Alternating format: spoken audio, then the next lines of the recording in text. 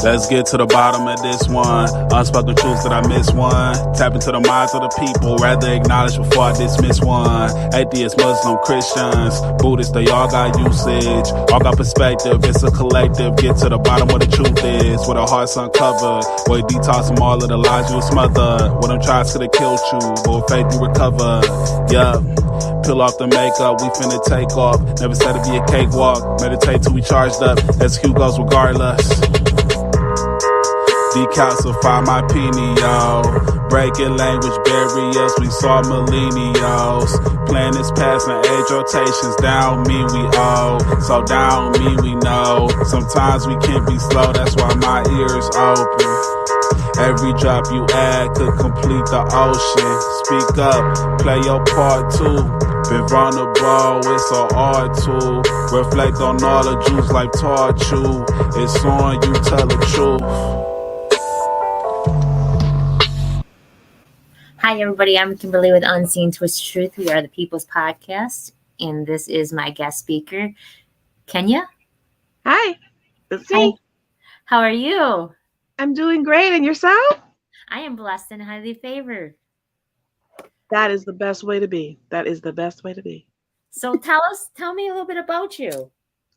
Well, I can give you the magical side or the mundane side. So let's start with the mundane side. I'm from Detroit. I don't live there now because I can't afford it after the gentrification, but we're not going to start that conversation right now. Okay. But yeah, I'm from Detroit, grew up on 7 Mile, was born in Hutzel Hospital. So I'm really from Detroit, not the new Hutzel, the old Hutzel. And I've traveled around a little bit, lived here and there. And in my travels, I've written books. I've been a reporter. I've been a photojournalist. I have worked as a family service worker assistant in Head Start, been in a motorcycle club, been in a cult. So I've seen a lot of stuff. But as of right now, I'm continuing to write, and I run a podcast called my Magical Cottagecore Life. And it's a lifestyle podcast. And that's where I am right now. Okay. So, what got you into trying all these different things? You know, life happens. It just continues way into way. But to be blunt, when I was younger, I mean, I used to always write. I've always been a writer. And to be blunt, one of the things I used to pray for when I was really small, I said, you know, I don't have to be rich. I want to have the kind of life that I have a lot of stuff to write about. Now, they tell you be careful what you wish for. Yes. And I really should have been careful what I wished for. Yes. Because I got what I asked for. I've seen a lot. Not all bad, you know, most of it good. But I've seen a lot of stuff. I've seen a whole lot of stuff. And so, one thing I learned, though, not to interrupt, but one thing I learned, though, and I want to hear what you have to say. But one thing I learned is that the universe listens, and you have to be specific because it is a specific kind of universe. Your words matter. And then when you speak in general, it will give you a generalized everything you ask for. Well, my husband is in the background. He wants me to tell a story about that. But okay, so yes. All right, so here we go. So I believe very, very clearly. I'm gonna have to take these off for a minute because it's hard for me to see because I'm in and out. I'm at that age where I need a few pair of those. Okay, so I believe that it is very important that you are clear what you ask for, especially if you're manifesting. I am a magical person. I'm a magical practitioner as well as a spiritual practitioner. So I believe that very clearly. I do have a specific story. It happened about almost 19 years ago. Almost 19 years ago. Do tell. Okay, so, and this will eat up some time too. Okay, good. So once upon a time, a long time ago, I decided I was going to manifest some money. Okay. I was living with my friend Tiger. Jenny, not Tiger. Okay. Well, we'll call her Tiger. I was living with my friend Tiger, and we were in an apartment off Jefferson, you know, where the Pasadena apartments are, off Shane and Larned. We were down there. And it was a good time, but times get tight. So sometimes you have to get some money. So we put up an altar. I was like praying and everything. I put my manifestation up to put my magical work going on. And I used to, when I was in college, I read a lot of Shakespeare and I used to write and I used to like to turn a phrase. Some things just, you go too far, you turn a phrase. You can't do that if you're asking for something to manifest. You have to be clear, you have to be direct. Because as I taught my students, magic takes the path of least resistance and the universe will listen to what you tell it and give you what you say. So, you ever heard the phrase in a conversation, a pregnant pause? No, but I know what you're meaning. I know Right. the understanding of it. Right. So I said when I was doing this, I said, let everything flow, let the universe be pregnant with prosperity. Oh no. So she will be 19 this year. Up until then, there was no children on the thing. No. Okay, so let's talk about that. Not only did I get pregnant, okay, and I've told this story before.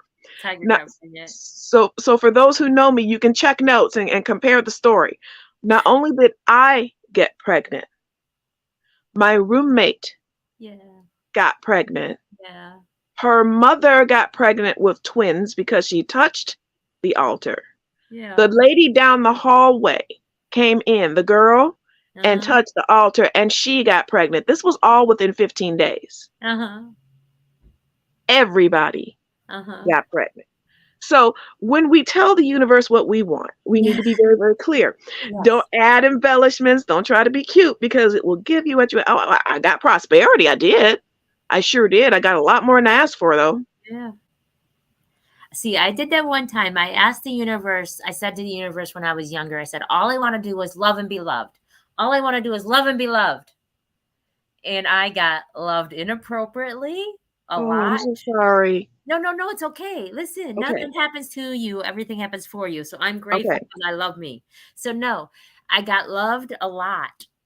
And I still battle that sometimes because people love me the wrong reasons for the wrong reasons in the wrong ways. So I appreciate that though. I mean, I did ask to be loved and I needed to be more clear. But yeah, so now I learned that because I battled so much because of that don't just say what you want. You got to be what you want for real. You can't be in general. You can't be just vague because the universe is not a vague universe. Absolutely. Absolutely. Now we'll tell a story that I haven't told everyone. Okay. So you get an exclusive. I think only one other person that wasn't there at this time knows this story. So when I got my car, I've been through like at least 15 to 16 cars at this point. We don't talk about it. My car's burst into flame. It's all very mysterious. Yeah. But when I got my green car, I used to call it Chris. It was a beautiful Interceptor, Caprice, bubble body, no governor on the engine. Used to be a cop car. Then it was a checker cab, and then it was mine. So that tells you how fast that car could go. Hot to know. Gotcha. And I used to drive around for my club sisters, which 99% of the ones I hung around were practitioners of manifestation and other things as well. And I said, well, it's a green car, so this represents the fruits of the earth. So may it lead me to prosperity and expansion and productivity and fertility everywhere I go in my endeavors. I did not get pregnant. I want to point this out. This is not a pregnancy story for me, not for me. However, every one of my club sisters who would ride in the car, it was the year of babies. The year I was driving all the women to the club was the year of everybody had babies. It was the weirdest thing. So again, want to be careful with what you say. I was on the clock app, TikTok. Okay. And there was a person, and this is the one where I went viral, and I don't remember which one. It's pinned on my account. And this lady was telling people about manifesting, but she was talking about relationships. Okay. And she said something that was so dangerous to me in my opinion. And I had to jump in it. And I wasn't posting on TikTok at that time, but I jumped in it. She's told some young lady in all her audience, she said, if you want to get that guy, I want you to say these words. No matter what he is doing, no matter what he is doing, no matter who he is with, he is always thinking of me. Oh no, I had to, no. I had to get on there and say, like, please don't do that. Please don't do that. And yes, that's exactly what happened. We started getting stories after that about people whose life path became twisted and interfered with because of obsessive compulsive over love, over attachment. Yeah. So she'll get a stalker. They did get stalkers. They couldn't get rid of them. It was very sad. Very, very sad. And people don't realize, now someone said to me, they thought because I pray to the Most High and then I give thanks to the universe that I am confused and I'm worshiping the wrong thing. Now, this is people that believe in one thing, and that it's different. So it's people that don't believe the way I believe. And they said that, do I do witchcraft or any of that stuff? Do I use crystals? My crystals are energy. I don't use them for spells. I don't use them for opening up portals and stuff. I do know, though, they can be keys. I don't use them for that. My intent is pure and genuine. So it's all about your intent when you speak. And if your intent is pure and genuine, then that's what comes out. But if you have a malice intent, that too will come out. Absolutely. Absolutely. One of the reasons that so many people in the African American community use the word witch per se is because the word that would be appropriate for what we are has been lost during slavery. Yes. Because we are not what people would call witches in Hollywood. We're not that. No. We are more close to cunning women, people who practice with herbs and oils and know roots and know medicines and know traditions and can read signs and omens and have dreams. But that word is, we don't even remember the languages that we brought with us. So that is the closest word that many of us have. And then a great many of us won't use that word because of the connotations. So there's many who call themselves prophets or seers. I would never call myself a prophet. There are some who do because they actually prophesy, but it's not the same as being necessarily a prophet to have a prophecy. That. Yeah, I get that. But there's so many words out there.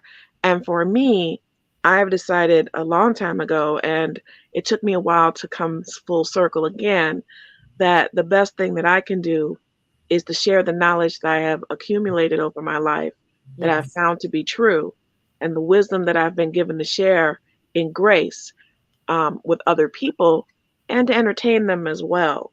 Yes. And that's why I started this podcast. It was a way to share things like how to cook, or how to use aprons, or how to use a washboard, or what kind of plant is this, and what's the Latin name, and why does it matter, and where can you find this, and things like how to sew. Even though I don't sew all the time, you don't want anything sewn by me. I'm telling you right now, I have been a costumer, not a seamstress, a costumer.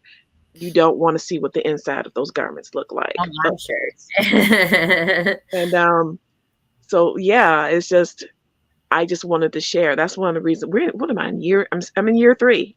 I'm in year 3, season 3. Okay. And it just seemed to me like it would be something that I could share, and it would be simple, to be able to share the things I've seen. I had a series on Facebook and some other videos where I was sharing how when we look at crystals and animals and plants and things, that we get lessons from their energy. If we observe, we get lessons. Uh-huh. And it's something that I truly believe and I love doing, is to give nature teachings. Yes. And now we're about to be in spring. So I just did a nature teaching at a convention 2 weekends ago. And the last one, I think the main one I did was violet energy, Okay. because violets give you a lesson about things being hidden Hmm. and knowing what to keep private, what to make public in order for you to survive. Yes. Because people see the violet flower and they think that if you pick the flower, the flower is not going to be able to reproduce because the plant shows you that beautiful flower. But what they don't know is that violet has a secret. It has flowers on top, but there's flowers just under the soil, Uh-huh.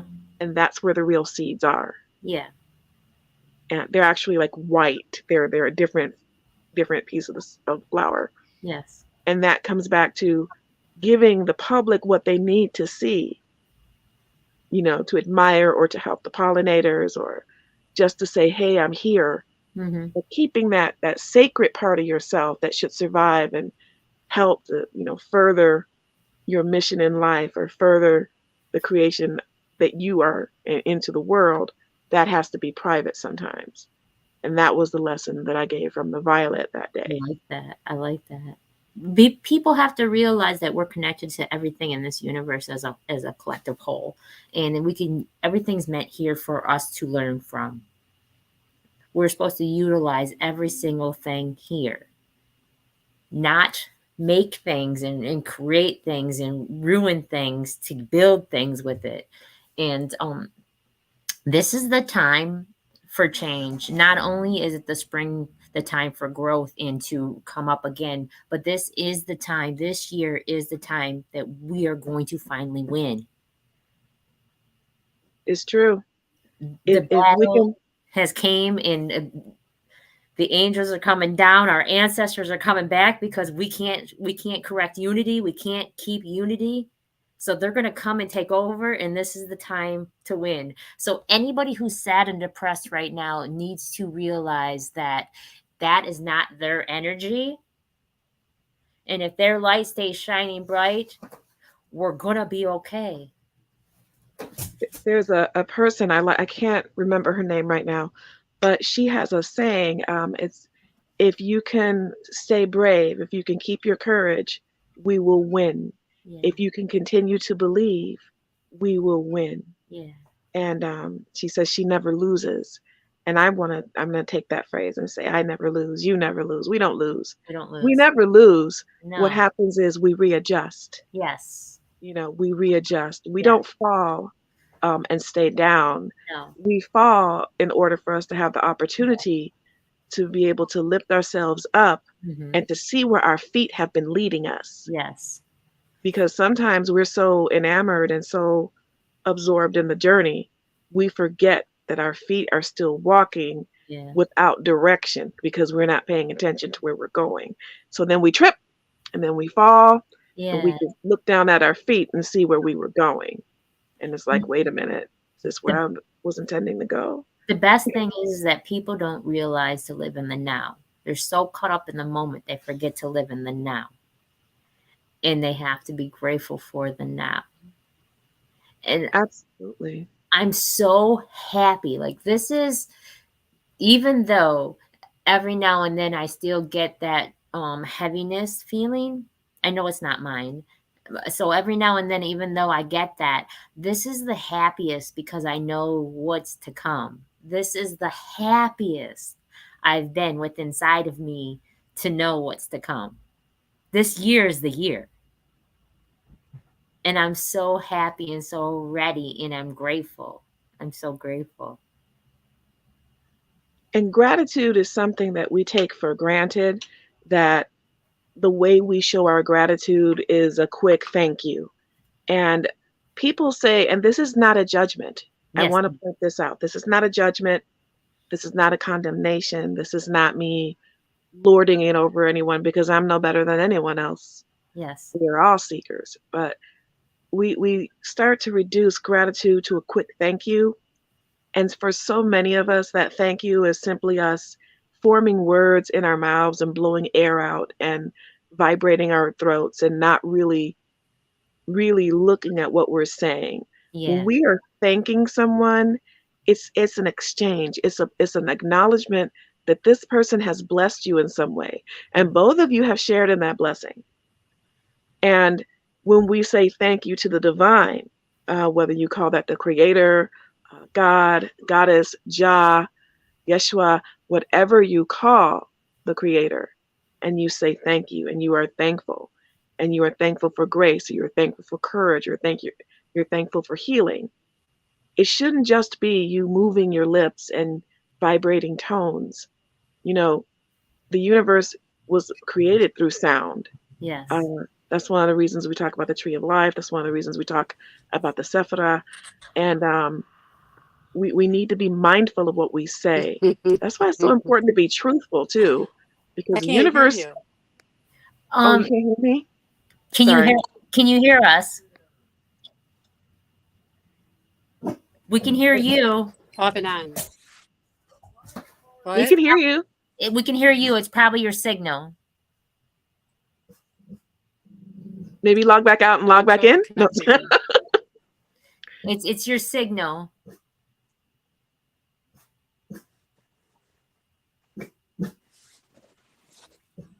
That's my beautiful mom. Are we good? Yes. Can you hear us? Hi. I Hello. don't see her face at all. It's your signal, Mom.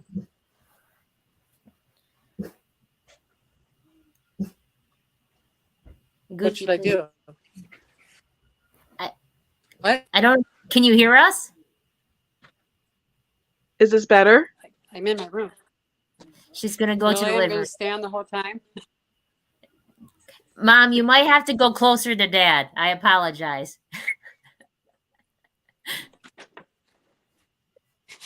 He's in bed. Okay, go to the living room.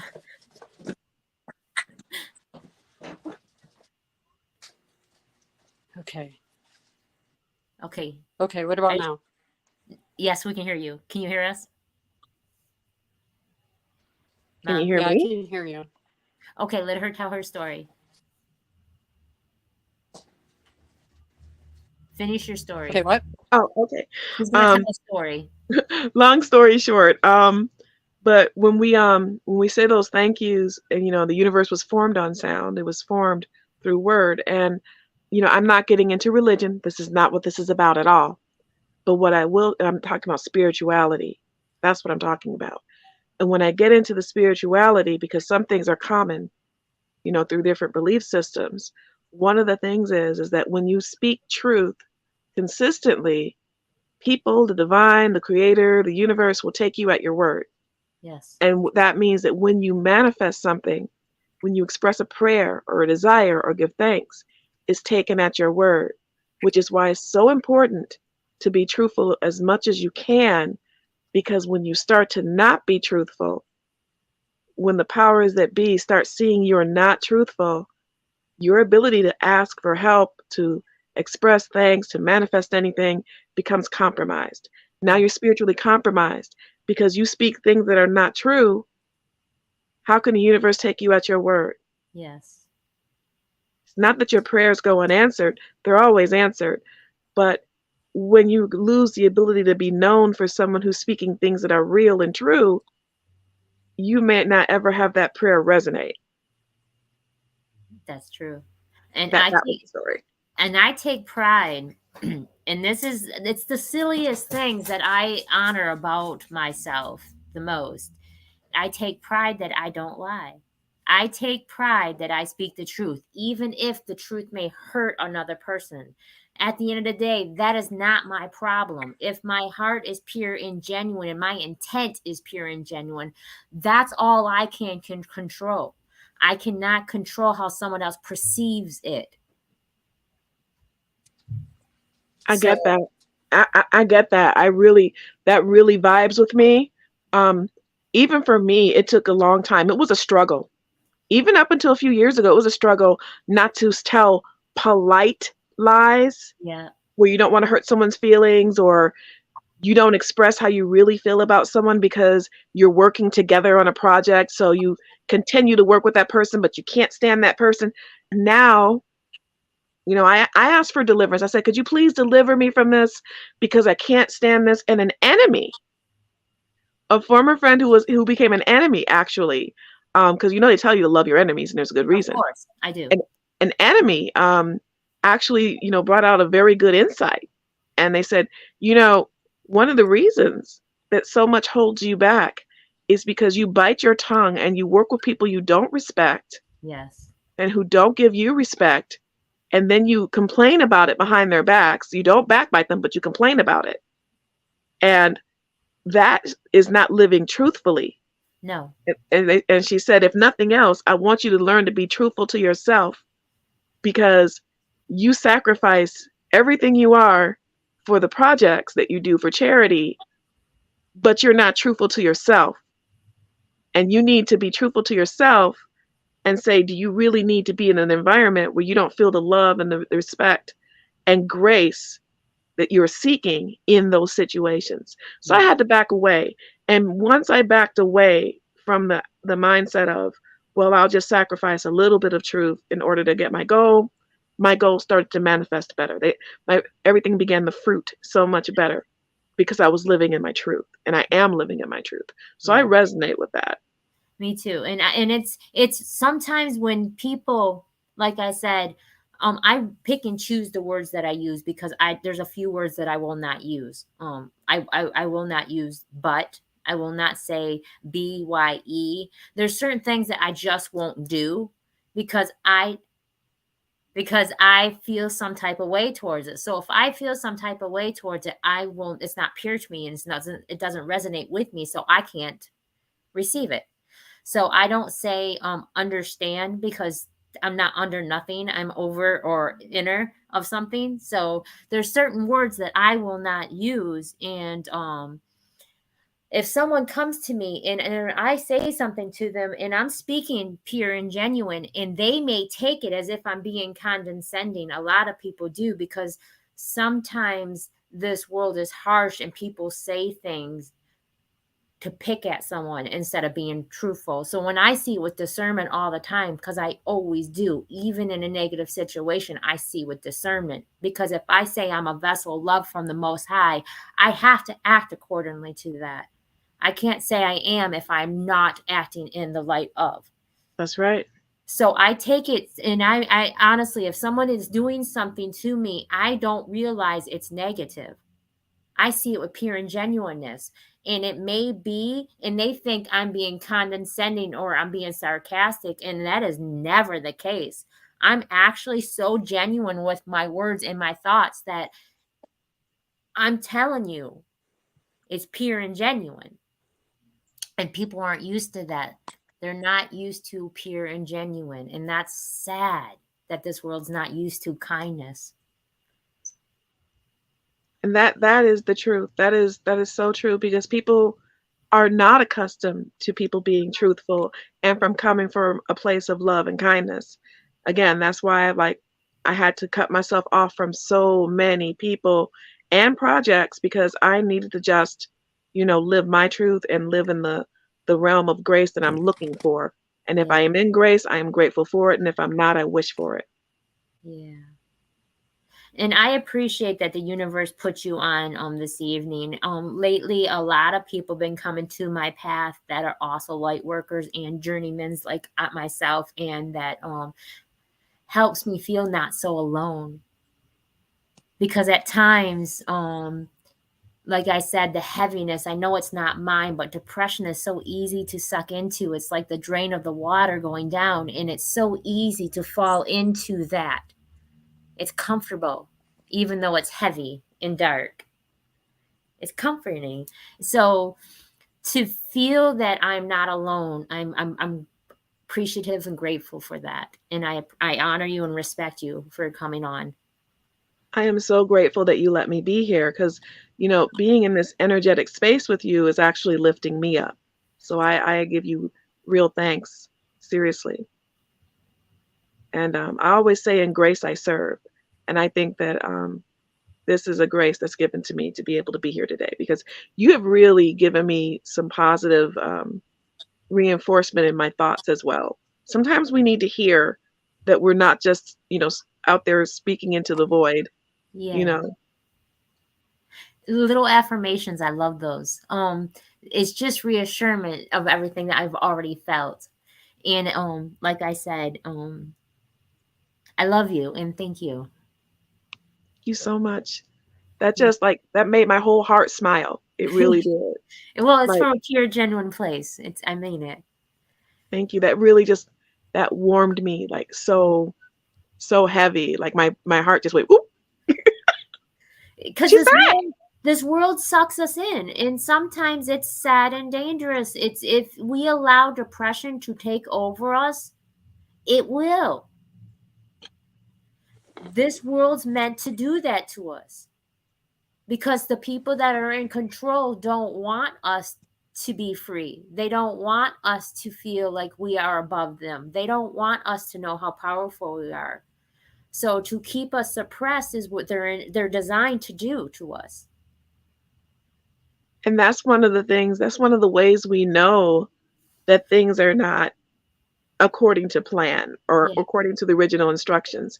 Because everything in this world was provided to us for us. Also, we were provided to this world for this world. Yes. And we should be able to find the harmony. The pendulum swings from amplitude to amplitude and the end. Yes. But we're the ones that are supposed to be able to manage what's going on no matter where it's swinging and be that center, and then we look up and then we see who's moving the pendulum, right?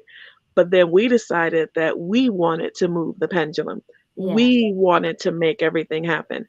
And instead of all of a sudden, we look around and we gather firewood by dead limbs, now all of a sudden we're cutting down perfectly healthy trees because we want to put in a pool. I mean, okay, we have to live. I get that. But do we have to be so cravageous? Do we have to be so centered on desire of, or of envy or jealousy or avarice that we have to destroy a wetland because we want to live in a house nobody else lived in before because we just want that shiny and new, and never mind that there's ducks there and that the wetland serves a purpose and there's frogs and children go there every summer. It doesn't matter the whole natural system that's there because we want our pool. And my son showed me this thing, and it's this gum. Okay, this gum is supposed to have a lifelong flavor. It's not supposed to lose its flavor. And they get the gum. Okay, I'm sensitive, so I have to watch what I'm going to say right now because I'll start to cry. But they get this gum from the saps of the trees, and they have to harm the trees to get the gum. They have to hurt them. Like, I know what you're talking about. I think I believe I know what you're talking about. To get the sap to create this gum. And the gum's very expensive, and it's a taste that will grow on you, I guess, and it's supposed to be good for your jaws and all this other stuff. And I just can't wrap my head around the abuse, though. I can't wrap my head around, because I feel I'm connected with the universe and I'm the core of the universe, that I am hurting my brothers and sisters to get something to enjoy and chew on, to get flavor. I think I'm not going to ask you to confirm, but it sounds like the pine, but I'm not going to ask you to confirm. Okay. And I do know that in some companies, they do not have as much of an ethical, stance as you'd wish.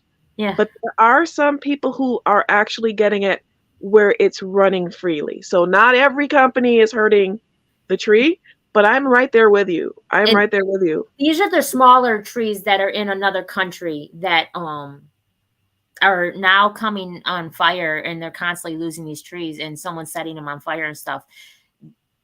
Stop and think why that's happening. They're trying to put that company out of business, more than likely. Or it could be if we are going to damage and hurt something long enough, the universe is going to remove it from us. That's what I mean. It. That's what I mean. They're trying to put them out of business so that they will stop doing this, and within a generation, they won't have the desire for it. So then the new trees will come, but it takes a generation sometimes. I believe this is a natural correction. I believe all of this extreme weather is a natural correction. The earth is trying to heal herself, but I'm not gonna. That's a long conversation. But yeah, I completely believe that that's what happens. I do believe that's how come we're turning the opposite way now. That's what's happening. I mean, all the abusives that we've given to the land, all of the things we've done here on Turtle Island against the original instructions of the people who were here.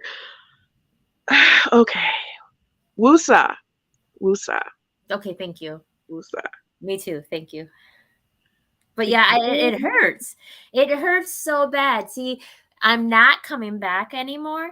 So when whoever does come back, I will not be there because I've spoke that already to the T. I'm not coming back no more. I don't have to. I am free. So there's a lot of pain here. These people are mean. They're mean not only to each other, they're mean to themselves and they're mean to the universe. There's a phrase called my people perish for lack of knowledge, I think it is. And I'm probably completely butchering that a little bit, but I'm doing my best. And I see, and I really don't like to use catchphrases like knowledge of self, because that's just a catchphrase at this point. But there are some lessons that are not being taught because they weren't received.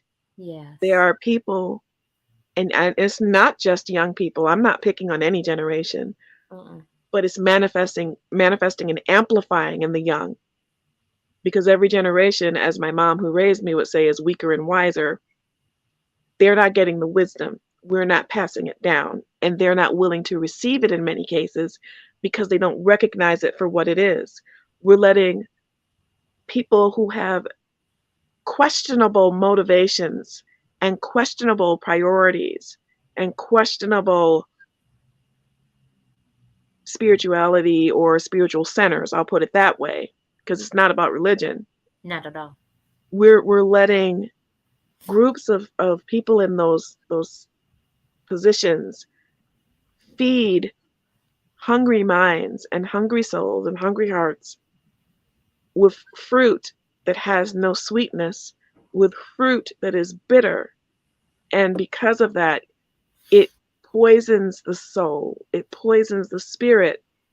And because they are filled with this, they no longer hunger for the knowledge. They no longer hunger or thirst for the real knowledge because they think they've got it. It's just like our food. People come from other countries, they eat our food. Within a year, they gain a lot of weight. They don't eat more. They don't know why. Well, it's because our food's nutritional content is so low because we've done so many horrible things that the body wants more food. And it starts to, you go into starvation mode, or sometimes you overeat because we eat too much. We really do, because the nutritional content is not there. And they put that stuff in it to craves us. So they put sugar in every single thing. And you're only supposed to have like 3 teaspoons a day. And they put that in abundance in everything we eat. So we're craving it. Absolutely. And how do they process sugar? White sugar specifically, they process it with bones. So there's death in white sugar. There's an element of death in it. That tells you right there. I mean, I'm not coming down on the sugar industry. Domino, please don't look for me. I know you're out there. But you have to, we fill ourselves up, but we are not fed. We drink ourselves, into not even gluttony, but excess. But our thirst is not sated. And that is the same thing with the religion, the spirituality, the wisdom. Yes. They're filled with so much other stuff. They can tell me any kind of rap lyric, probably, some of them, if they're in certain communities. In other communities, they can tell me any kind of rock lyric. Some, again, any kind of country lyric. I'm talking about the United States over here right now. I'm not talking around the world, although I do have friends around the world. They can tell me all kinds of popular media, but can you tell me something that happened before your grandparent was born? Can you quote a book? Can you quote a saying, a proverb, a maxim, a stratagem? Can you tell me any philosophy? If you don't want to read a physical book, it's okay. Can you look it up for me? Can you do that? I mean, we're at the point now where generations of knowledge are lost. Yeah. They are. Yeah. I really didn't realize that children couldn't read maps until I started working at Head Start and saw the parents couldn't read maps. Yeah. Which means when the main library in Detroit took out the map room, nobody noticed. That's sad. I mean, what can we do other than just, not scream into the void, but we can gently remind them that there is more. So I took my grandson and showed him what Saran was doing and them taking the atoms and bringing them together and what they're trying to create. And I explained to him what it was and what it could be and what's to come if they did what they wanted to happen, supposedly, and what they really wanted to happen. So I explained it all to him, and he said, now he is 9 now. So he said, do they know that they may create a black hole? And I said, yes. He said, do they know that they might kill everybody by sucking it in because you're not supposed to mess with dark matter? I said, yes. He said, we might all die. I said, they don't care. And he said, how am I going to know that I'm going to be okay? I said, do you have faith? And he said, yes. I said, then you're protected. And he said, that's all I need. And I said, that's all you need. And he said, thank you for showing me this, because at school they don't teach us none of this. How is this world, these people trying to kill us in this world, and yet we don't even know? But they're teaching us stuff in school that we don't need to know. I said, honestly, and of course it's honestly, I should be a little bit more clear in my speech. Plainly and clearly, this is a situation where wisdom is taking a back seat. Inquiry is fine, but they did all of the math and calculations to get to space, possibly the moon. By calculations, later they got to verify different things, like cosmology and whatnot through the telescopes. But they did all these things without actually having to do trial and error at every particular moment. But if you know something can harm you, I don't have to go and make strychnine Kool-Aid to see how much it takes until I die. Yeah. Wisdom says, I know that there's strychnine. I know I can get a book and extrapolate how much it would take for a person of my weight to ingest in order for me to pass form. Why would I want to put it in the Kool-Aid supply for the whole class? I mean, come on now. There has to be a little wisdom there. We have to hear the whisperings of sanity. We have to understand that some things are just evil. They're wicked. And some things are out of our control. Some things are not meant for us to do. This is where society has not learned their limitations of what they can and can't do. There's certain things they should not mess with because it's not their right to. That's just my opinion. That's all it is my opinion. I can't tell you it's correct or not. But I'm saddened I have to teach my grandson to be humble and kind, and to know to be humble and kind at 9, and to know that you only can worry about yourself because everything else in this world is stacked up against you. It wasn't like that when we were younger.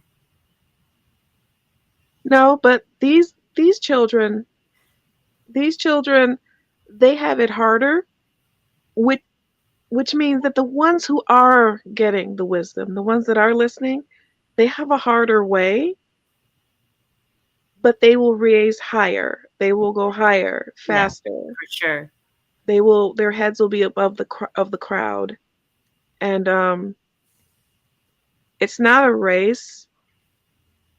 It's a journey. It's not a Yes, race. of course. So I think that if we are raising some where we can and educating each other where we can and understanding and passing on wisdom where we can, what will wind up happening is that when the eventual amplitude is reached, when that pendulum swings again, those will be the ones who will be standing in the center, and they will be there to catch the people falling off the end of the pendulum.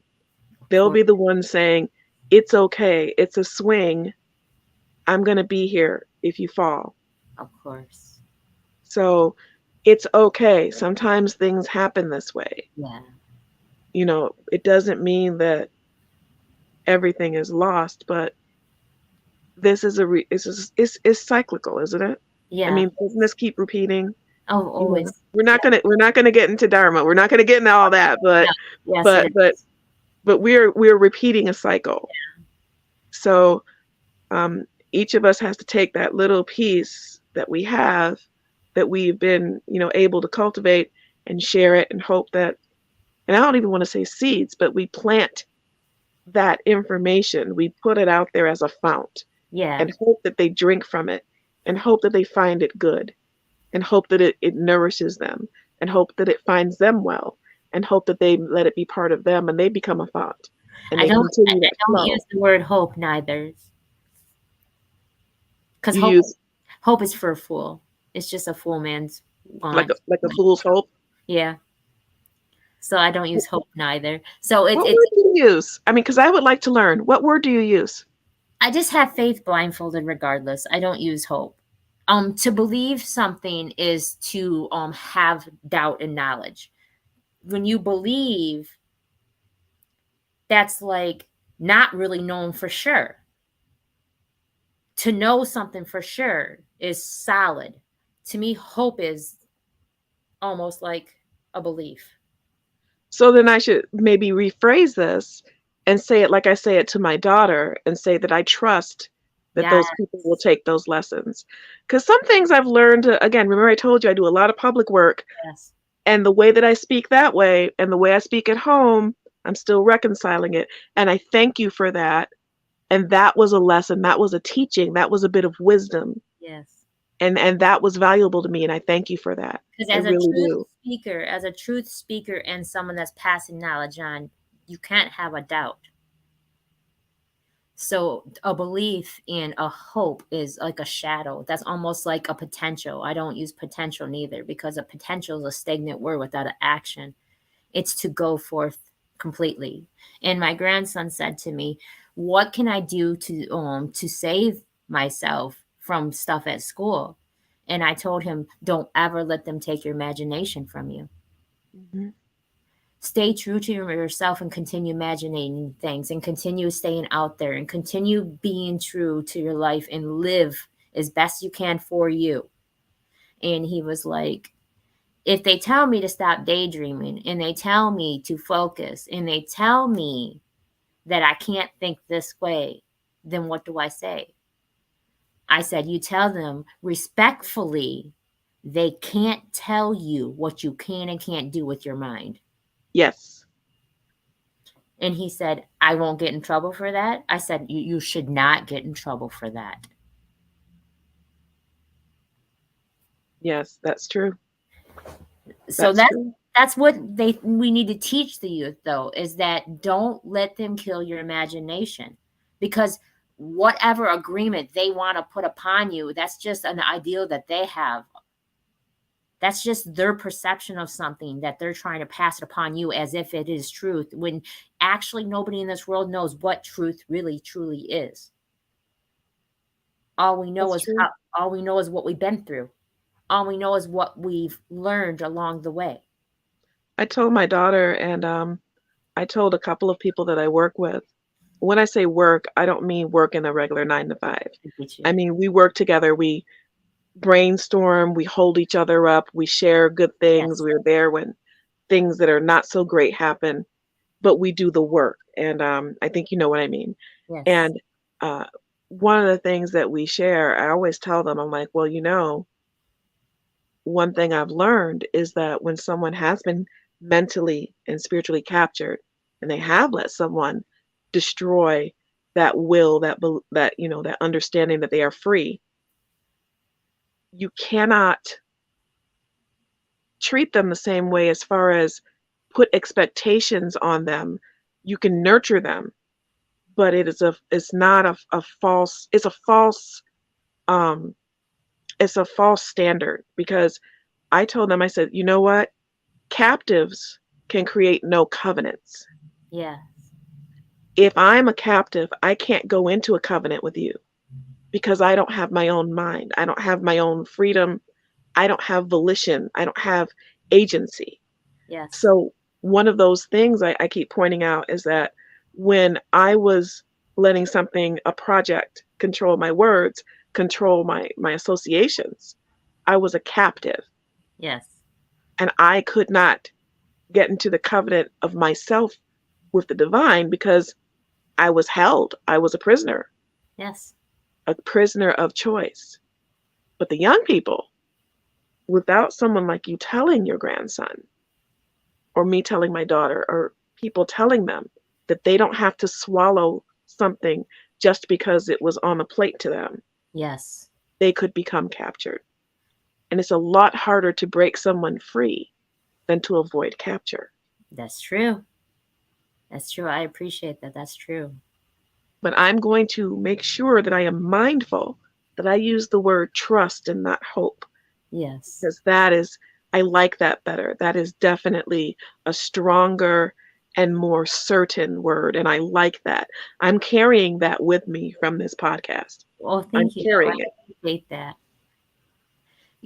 Yeah, because when I spoke to people from Jamaica, and I was I had a roommate for a few years that came from Kingston, Jamaica, and he would say that hope is a wish for a fool or something, a fool man's something. It's basically when you hope something, you're just saying, here, like put this bandit on and you'll be okay. It's like a wish. Yeah. And I was like, he said something for a fool. A hope is something for a fool. And I was like, because I'm not really good at remembering exactly word for word what people say. I get the gist of it. So I get the understanding of it. And that's what I receive. So, because I can watch a movie and you can watch a movie, and we both will have a different understanding of that movie when we leave, all because of our perceptions. So, I would take it, what he said to me was a gift, and I took it upon as not hope for anything that you already have knowledge of, know for certainty. So I appreciate you accepting that and receiving it, because that's how I felt when he said it to me. It made a whole bunch of sense. It's transformative. It is. It is. Because that likens hope to a wish. And as my grandma said, and she passed a few years ago, as my grandma, Erlene Horner, said, if wishes were horses, beggars would ride. Oh, that's true. So, and that's an old phrase. So I'm definitely going to liken the word hope into the wish category, and which means it's something that doesn't come to pass. And we do not speak of false things. Yes. So we want to have this understanding and the understanding, as you would say, that we speak in truths, we speak in reality. Yes. So I want to use trust from now on. And that is really touching me. That is really like right here. I like that a lot. Thank you. I like that a lot. People don't realize when you want to free yourself and you want to escape the hamster wheel that they put you in and erase all the agreements that they put upon you, so you can have your own, I don't want to call it freedom, but your own true self. So you know your own identity. so you know your own true self. There's a lot of clones walking around here, and I don't mean just figuratively. There's a lot of clones walking around here. And people are so acceptive to anything. They go around saying, if you live to your true potential. But what is potential really? It's stagnant. It's the ability to do something that you may fully do, but you don't know. I mean, because nothing may ever come of it. Yes. What is potential? So now you have to find the other part of that. You have to find your will. And your will is not being willful. Your will is what you were put here for. And that comes from you. That's an agreement you made when you came here.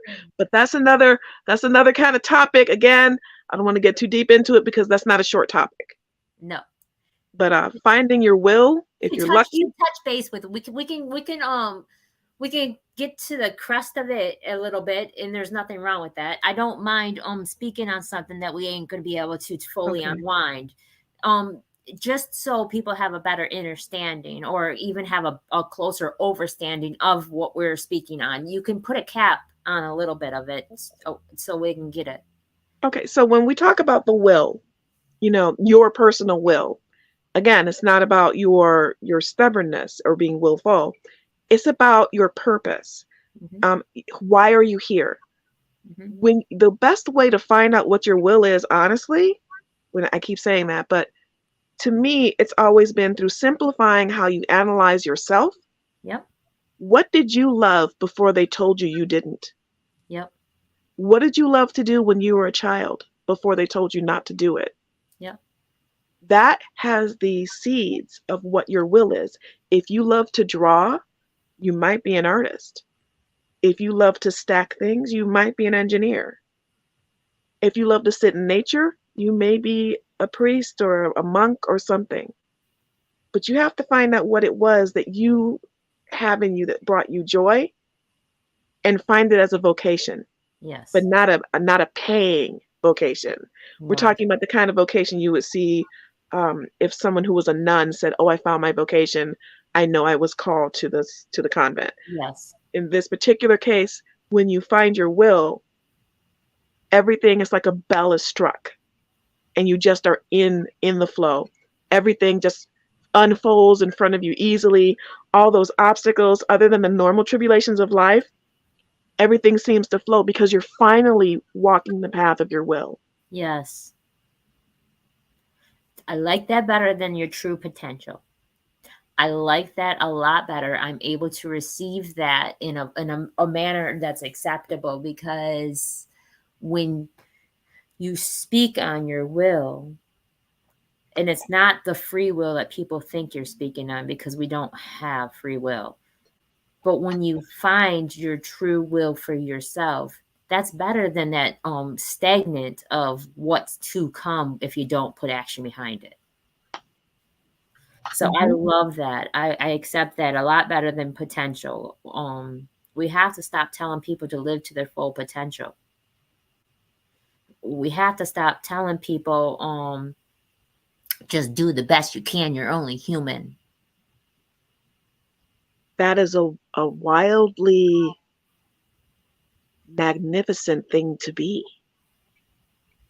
human. I don't call myself a human, because I see that as being an excuse to be less than, only from what society has taught us. I see myself as a human because that's the classification they gave me, but it is an emanation, in my belief, of the divine. Mm-hmm. With so the essence of will. I say I am a spiritual being having a human experience, and I will say that. But I will never once refer to myself as a human being at all, because I've seen people say, "Well, you're not perfect. You're only human." Okay, so if you take it that way, I can follow that. I can grok because that. I see people say it all the time. What do you expect? You're only human. Oh, I expect a lot more for myself. There's so much that we can do here. So many things. And people take those words and they actually put them upon themselves as agreements, and they hold on to them, and they will put themselves in conviction every single day with this, I'm only human. We've forgotten so much, though. I know. We've forgotten so much. And every time we come back, and I'm not going to get into that, Yes. we choose whether or not we're going to remember, and then we start forgetting. So, and we're at the hour. It's okay. I don't have a time limit. You're fine. Okay. But every time we come back, we kind of forget a little bit more, or we choose to. And depending on where we choose to go, sometimes it's a little bit more challenging to remember. Yes. That's, of course, if you believe that. Some of us believe it, some of us do not. I'm not here to judge you. I'm not here to judge anyone. I'm not either. And I'm not even going to pass judgment upon no one, because it's not fair to me. It's not my place. I just want to be able to have people see another side of things. If I can give something just so people have another perception of it, that's all I want. Just because there's so many ways to perceive something. And if it can be a light way, because I swear on everything that I love, I feel like a feather all the time, just like this, because it's that inner peace that I have. I don't worry. I have faith. I don't stress. They want me to punch a clock. They want me to go work for somebody. They want me to feel like I have to. So they take and rape everything from me. And I said rape because they pulled it from me without my will. So they raped everything from me and think that I have to go out there and punch a clock, or I will not be normal or fit into this society. So I say I'm not, because the universe listens and provides, and I'm going to continue to keep my path in my journey that I'm supposed to be on, because my purpose is to never come back here again. And the only way to not come back here again is stop getting it wrong. Or you will come back. That wheel keeps on turning. And then I don't want to be on the wheel. And what is that a definition of what? Insanity, right? Yes, I don't want to be on the wheel. A different outcome, but you're doing the exact same thing over and over. So I am not insane, let alone have insanity moments. So I am not coming back here anymore. And because I'm tired of getting it wrong. And if you notice, if you are attuned, and that's a very powerful word, but so I'm going to change it up a little bit and make it so where it's a little bit more accessible from someone who might be looking at this podcast. Okay. If you are observant in a spiritual way in some things, you may get the feeling once you start really looking at people who is not going to be here. Yes. And you don't have a lot of access in general as a general rule to those people, because you find that being around humanity is exhausting for them. It's exhausting. And there's a certain, even though they're delighted and they're happy, there's a certain sadness that seems to be there, because they see people just not getting it. And they want everyone to feel that joy of knowing that they got it. I am a depressed individual. Okay. This is what depression looks like. Depression smiles. Depression stays positive. I am a depressed individual. We're right here. We're right here. Yeah. We're right here. That's why I'm the clown. That's why one of the paths I took when I was in my trainings was the divine fool. Trust me. I get it. I do. Because what you don't have within, oftentimes you project without so you can understand it. Yeah. Or in your words, understand it. Yeah, for sure. And so people don't realize what they say to someone else because they're unmindful. So they are self-absorbed within themselves, that they're unmindful of others, and they don't realize unity is the key. Love is the answer. if we all can come back to unify as a collective whole, our ancestors wouldn't have to come back here. But we are not coming as a unified whole. So we have to be punished a little bit. And it's not even punished. It's like corrected. Mom's gonna have to come down. Mom's gonna have to come down because we're not listening. It's a correction, because those souls that are incarnating now are recently previously discarnates that are here now. Many of them were here the last time this go round happened. So you're seeing the same results in many places, the same motivations. Again, we're way off topic, but that's okay. I wasn't gonna get into this. I was gonna leave that to the side, but this is why the cycle continues. Yes. And because, again, it's like a wheel, and on that wheel is a pendulum, and it just keeps going and going and going. And at this point, one of the biggest issues is that we've done so much abuse to the earth, so much abuse to the plants, so much abuse to the air, the water, and everything else, that this ride is going to be very difficult, because this environment that we're in, this stewardship, this area that we're in to refine ourselves, we've damaged it so much that so much correction is having to occur that the souls that are here now are not really prepared for everything that also has to happen at a rapid rate. Some things that were defeated long ago are coming back simply because, that lesson wasn't learned. Ancient lessons weren't learned or were forgotten, are coming back, and it's all rapid fire. So we have this confusion. Okay, I'll be right there. I do apologize. I do have to go. I am so sorry. Okay. I do apologize. That's okay. So where can people find you? Oh, you can find me on Anchor. Oh, wait. Anchor just got eaten up by Spotify. You can find me on Spotify podcasts, my Magical Cottagecore Life. Okay. I appreciate you. Blessings, beloved.